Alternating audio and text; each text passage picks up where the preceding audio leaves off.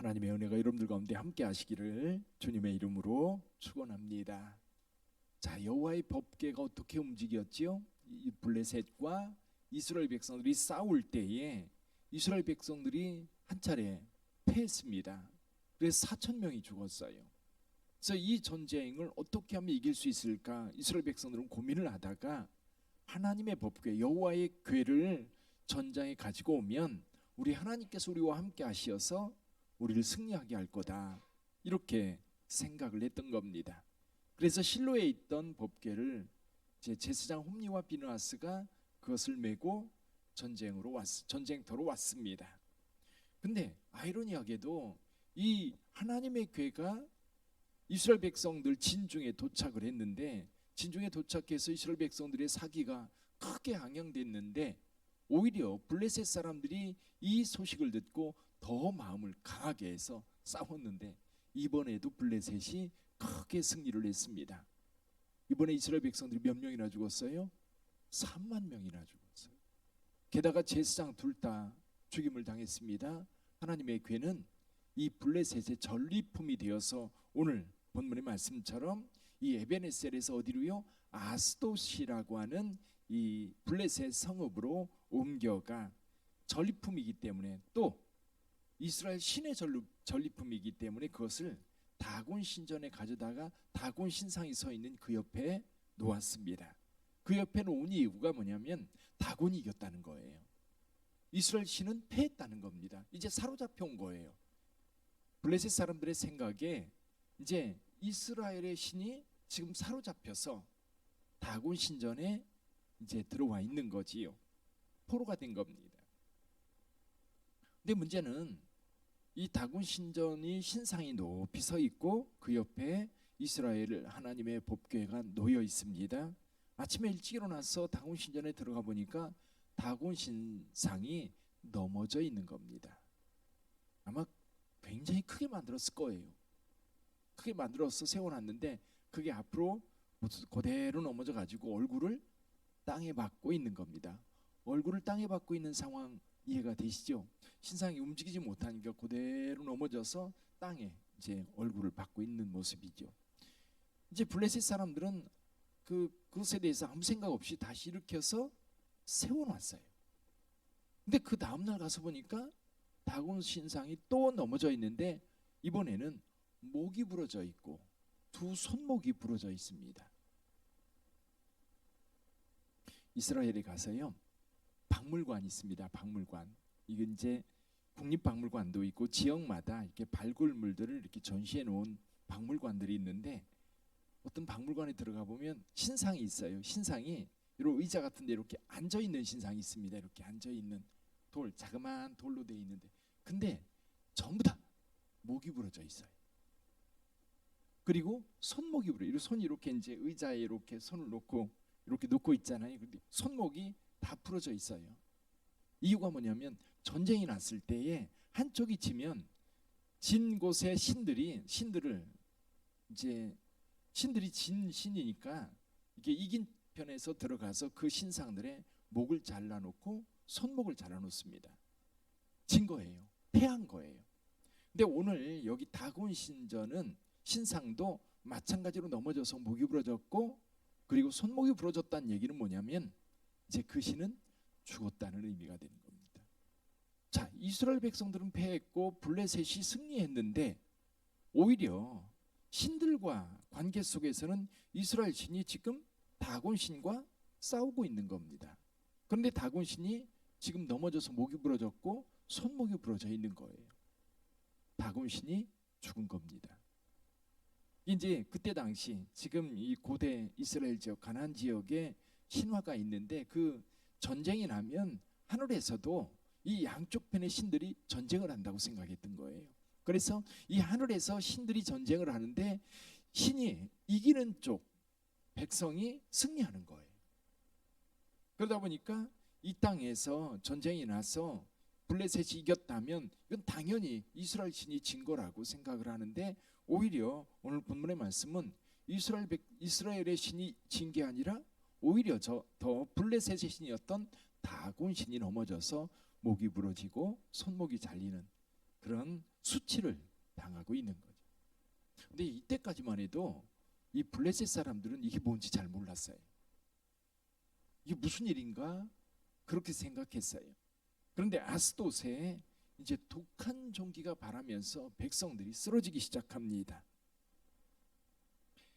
여기 7절에 보니까 6절 7절 한번 읽어볼까요? 6절 7절 여호와의 손이 아스돗 사람에게 엄중히 더하사 독한 종기의 재앙으로 아스돗과 그 지역을 쳐서 망하게 하니 아스돗 사람들이 이를 보고 이르되 이스라엘 신의 괴를 우리와 함께 있지 못하게 할지라 그의 손이 우리와 우리 신 다곤을 친다 하고. 몸이 괴로워지니까 이제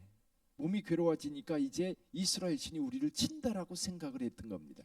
그런데 이 아스돗 사람들은 그 상관관계, 이스라엘 신과 자기들이 지금 독한 종기로 인하여 고통당하는 것, 다곤 신상이 넘어져서 목이 부러진 것, 이것이 이스라엘 신 때문이라고 하는 것을 어렴풋이 받아들이고 있습니다. 그래서 이 블레셋 방백들을 다 모아놓고 이야기를 하다 보니까 아직도 그것을 의심하는 사람들이 있는 거예요. 그래서 이 괴를 어디로 가져가요? 블레셋의 5 성읍 중에 하나인 가드로 갑니다. 가드로 이 법궤를 갖다가 놓았는데 가드 사람들에게 더 독한 종기가 임한 거예요. 그래서 이 블레셋 사람들이 이것을 또 어디로 옮겨요? 에그론으로 옮깁니다. 이렇게 옮겨가는 데마다 난리가 나는 거예요. 이번에는 그 에그론 사람들은 법궤가 오니까 난리가 난 겁니다. 이제는 이 이스라엘의 신과 그들이 겪고 있는 이 재난이 이제 상관관계가 있다는 것을 블레셋 사람들이 그제서야 깨달았던 겁니다. 그래서 다 모여서 회의를 하는데 이렇게 회의를 해요. 11절에 보니까 이렇게 말합니다. 이에 사람을 보내어 블레셋 모든 방백을 모으고 이르되 이스라엘 신의 괴를 보내어 그 있던 곳으로 돌아가게 하고 우리와 우리 백성이 죽임당함을 면하게 하자 하니 이는 온 성읍이 사망의 환난을 당함이라. 거기서 하나님의 손이 엄중하심으로 하나님께서 홀로 싸우고 계신 거예요. 자, 여기서 보여지고 있는 하나님은 어떤 하나님이세요? 여기서 보여지는 하나님, 첫째는요, 승리하시는 하나님입니다. 분명히 이스라엘 백성들은 패했어요. 하나님의 백성들이 패했어요. 패한 이유가 뭘까요? 생각해 보면 그 백성들은 하나님을 믿지 않았어요. 오히려 법궤를 갖다 놓으면 하나님이 오실 거라고 생각한 거예요. 우리 하나님은 인격적인 분입니다. 법궤를 따라다니는 분도 아니시고요. 법궤는 이스라엘 백성들이 볼 때 하나님께서 우리와 함께 하신다고 하는 임재의 상징이지요. 그리고 실제로 하나님께서 거기에 임재하셔서 이스라엘 백성들과 함께 했던 겁니다. 그러나 이스라엘 백성들이 하나님을 멸시하고 하나님을 존중히 여기지 않을 때 하나님은 그 백성들과 함께 하지 않습니다. 오늘날도 마찬가지예요. 하나님은 존중히 여기는 자와 함께 하십니다. 하나님을 귀히 여기는 자와 함께 하십니다. 그러나 우리 하나님은 이스라엘 백성들이 하나님을 믿지 않고 의지하지 않고 오히려 우상 섬기는 것과 동일한 모습으로 섬긴다 할지라도 그 하나님은 여전히 살아계시며 여전히 승리하시는 하나님이시다. 홀로 싸우시지만 승리하시는 하나님. 예수 그리스도 마찬가지입니다. 예수님께서 십자가에서 죽으실 때에 여러분 예수님은 패한 것처럼 보였어요. 그러나 십자가에서 죽으심으로 오히려 사탄의 권세를 완전히 장악하셨어요. 예수님은 승리하셨습니다. 그래서 오늘날도요, 악한 세력은 예수 그리스도 앞에서 무기력해지는 거예요. 저와 여러분들이 예수님을 믿고 예수님 온전히 따르면 여러분 사회 악이요 물러가요. 회사에 불이한 일로 회사를 이끌어 간다면 정직한 그리스도인이 그곳에 있으면 그 불의함 버리지 않으면 둘 중에 하나예요. 예수를 믿는 사람이 거기 견디지 못하든지 반대로 그 회사가 견디지 못하든지. 그 불의함이 크리스찬들이 정직하게 하나님 앞에 서 있을 때 세상의 불의는 물러갑니다. 악이 물러가고요. 그리고 연약한 자들이 힘을 얻는 거예요. 그래서 한나가 하나님 앞에 기도했던 것 생각해 보세요. 가난한 자가 풍부해지고 약한 자가 강한 자가 되고 여러분 하나님을 믿는 자들은 그 하나님의 승리가 오늘 우리에게 있기 때문에 그래요. 오늘도 그 하나님을 전적으로 의지하시기를 주님의 이름으로 축원합니다. 또 하나는 전능하신 하나님이에요. 하나님은 살아계십니다. 살아계시면서 그 능력이 한이 없으신 분이에요. 저는 오늘 여기 5장의 말씀을 읽으면서 무엇과 연관이 되느냐면 애굽에서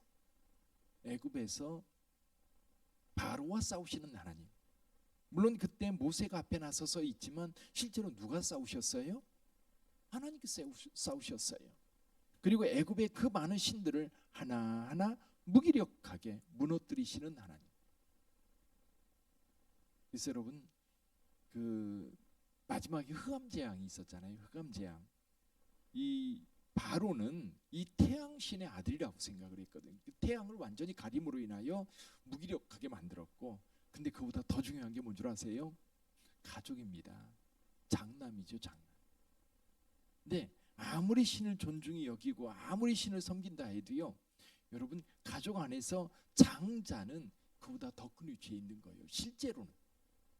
그래서 그 장자를 칠 때 애굽은 거기서 무릎 꿇을 수밖에 없었던 거죠.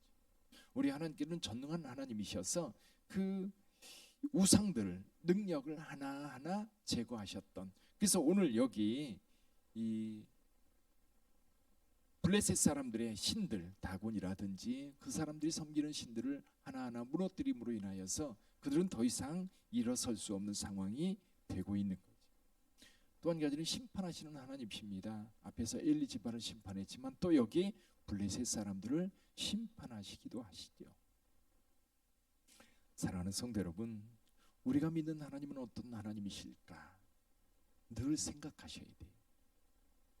자, 어제도 우리 권사님 수술하셨습니다. 우리 온 성도들이 마음으로 앞에서 함께 기도했습니다. 물론 요즘에 의술이 발달했어도요, 여러분 하나님 앞에 기도하는 기도의 능력은 여전히 살아있는 줄 믿습니다. 수술은 인간이 해요. 그리고 그 하는 동안에도 여러분 의사들이 아무리 집중해서 수술을 해도 여러분 인간이기 때문에 실수할 수 있어요. 하나님의 도움의 손길이 있어야 되는 줄 믿습니다. 그리고 의사들이 하는 얘기가 있어요.